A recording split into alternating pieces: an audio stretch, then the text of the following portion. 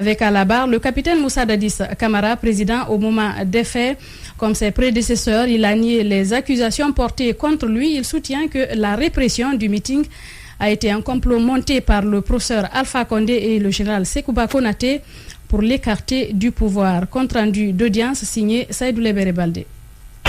C'est un capitaine Dadis bien portant qui comparait à la barre. Avec un ton imposant, l'ancien chef de la junte botte en touche les déclarations de Toumba Diakité selon lesquelles c'est lui qui lui a donné le pouvoir. C'est Dieu qui m'a donné le pouvoir, il le dit avec insistance.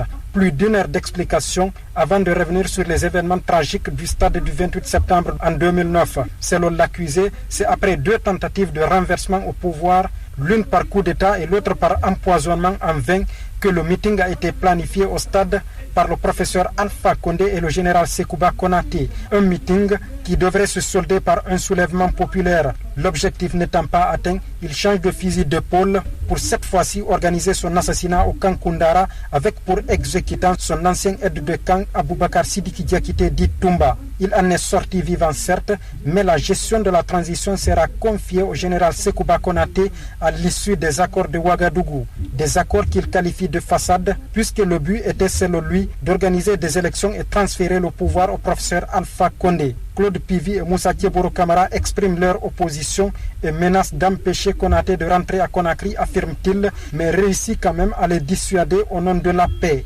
Dadis remet en cause la transparence du scrutin qui, selon ses mots, le résultat des urnes donnait vainqueur, c'est Loudalen Diallo. Dans ses hésitations de citer de nom et prendre assez de temps, le juge lui donne l'assurance de ne pas l'interrompre tant qu'il ne constate pas de dérapage dans ses propos. Le capitaine Dadis se relance en déclarant, je cite, « Si je mourais avant l'ouverture de ce procès, ce serait mon plus grand regret aujourd'hui ». Fin de citation.